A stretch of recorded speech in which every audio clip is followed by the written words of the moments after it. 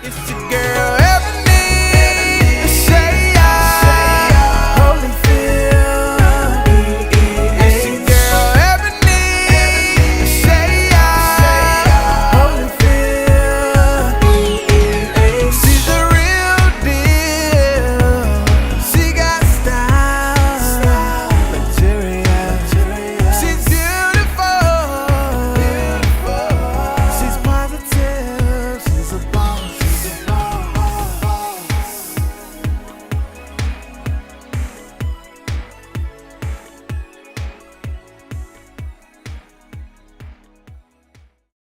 What's up, y'all? It's your girl Ebony, and I am so excited that you all are back at my channel. Y'all just warm my heart. So let's get into this second video. We're talking about 2019. It's the new year. We're kind of in the swing of things a little bit. I'm sure everybody's making New Year's resolutions or trying to keep their New Year's resolutions. So I wanted to talk a little bit about what we're expecting for 2019. The theme of my 2019 is to throw your whole self at it. And what I mean by it, I mean your dreams, the lifestyle that you desire to live, the life that you're worthy of living. This year, we're gonna throw our whole selves at it. I'm not talking about last year or the year before that where we just gave a little bit or we did good for a certain amount of time and we fell off, which is all really natural to do. It affects all of us. However, I believe that you have to make a conscious decision that you're going to literally give it all you have. Like, when was the last time you gave it all you had, right? And that should be consistently our lifestyle. Now, giving it all you have doesn't mean that you don't have time to go have fun, doesn't mean that you don't have time to rest. There's a balance in everything, and you'll learn that I'm huge on balance, right? But you do have to throw your whole self at it. And so that is my goal for 2019. I'm giving it all that I have. But in order to throw your whole self at it, I feel like you do have to evaluate where you came from. So in this case, we would have to evaluate 2018. Like, what did we go through in 2018? What are the lessons that we learned in 2018? In order to fully get to where we want to go for 2019, we have to understand that component of 2018 in order to utilize it for 2019 and go even further. So how about we take a small little trip down memory lane to 2018, and I'll tell you how 2018 tried to play your girl. Oh honey, 2018 came out to play, honey. 2018 almost had me, but I changed my mind. Okay, you ain't gonna get me 2018. That's what I had to tell myself, literally. So let's take a little trip and let me tell you what 2018 tried to do to me.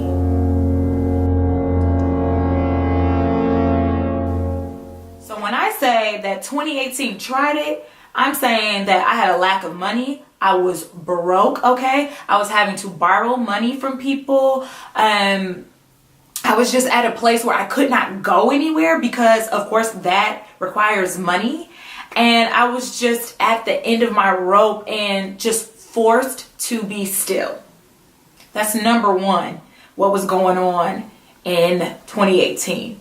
And the reason why it was that way with the lack of money is because I was jobless. I had just been laid off from my job at the beginning of January, which was kind of crazy though, because I joined this group, this like inspirational girl group, and it was led by a life coach, and there was girls from all over the country, and we would FaceTime in, like dial in through an app, and we would talk about our goals, and the whole point of the group was to manifest what it is that we wanted. And one of our first assignments was to write out 12 things that we wanted to manifest for 2018.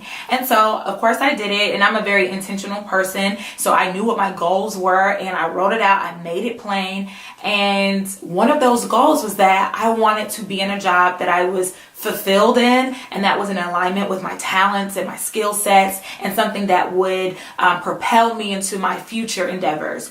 And I was also very specific about I wanted to leave the current job that I was at in order to manifest those things. And so 2 weeks later, y'all, I kid you not, the head of the human resource department came to me and told me that my position was going to no longer be available. And I'm like, what? And I'm like, how long? And they said 2 weeks. So I'm like, all right, God, like, I see what you're doing. Like, I made it plain. I was clear about where I wanted to go, but I was not expecting that I only had 2 weeks worth of time to get this thing going. And I didn't have like a savings. Well, I had a savings account, but not enough where like, oh, okay, this can last me because I'm ready to leave my job. Like, that was definitely not the case. So I stepped out on faith and everything was going so smoothly. Like, opportunities were coming my way. I had paid opportunities to like travel for different blogger events and to meet other great bloggers. Like, this is what I wanted to do. I got invited to this incredible vacation and just living the life. So I'm like, okay, God is making every step appear, right? Then everything dried up. Okay? Your girl heard crickets. I was like, God, where you at? Where you at? Like, what's going on?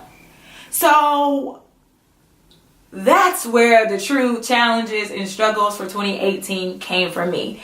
Me losing the job created a lack of money, which led to depression.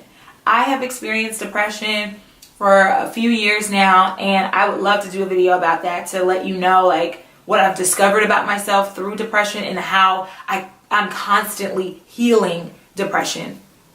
So one of my triggers for depression is a lack of money. So I went into a depression where I'm like crying all the time, not wanting to hang out with people, secluding myself in my home, just through. Your girl was through. Oh my God, please, please, please, please. So long story short, I experienced that for about 6 months through 2018. But the light at the end of the tunnel came. I made it through 2018 and I'm so grateful for that. I made it through by prayer. I made it through by support and help of family. Like, shout out to my family for the emotional, spiritual, financial, physical support that they all lent me during that very, very dark time for me. Also, meditation, positive thinking, and changing my mind.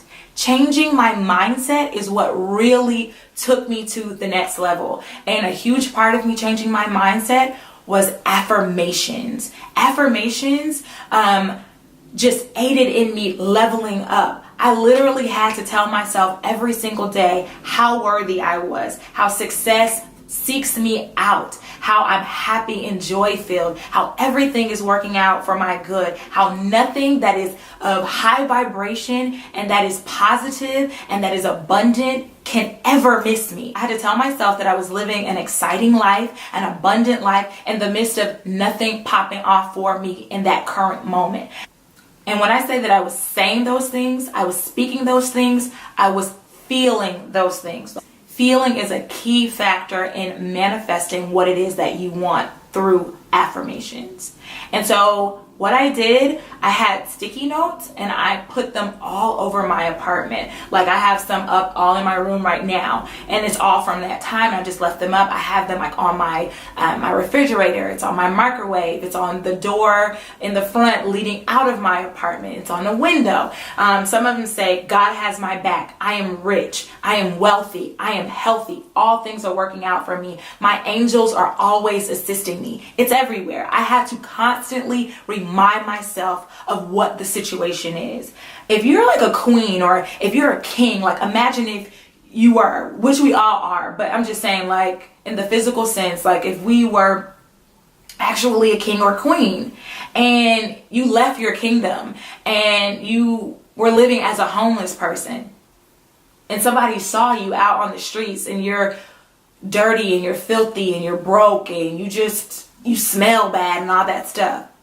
No matter what your circumstances are, it will never change the fact that you are a queen. And so I had to remind myself that No matter how low my situation may look in this present moment, it will never take away from the fact that I'm wealthy. It will never take away the fact from me being healthy and well and deserving and abundant and a successful woman. Success does not just come when you have money in your pocket or when your life is just like popping and at the top.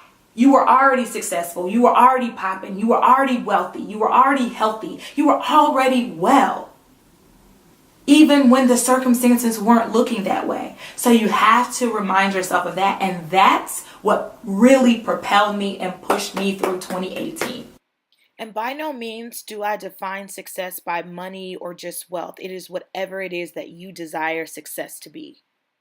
But whatever that is, remind yourself of that constantly. I ended up getting a great job offer. I took that. It's more so in alignment with my skill set and my talents, which I was asking for.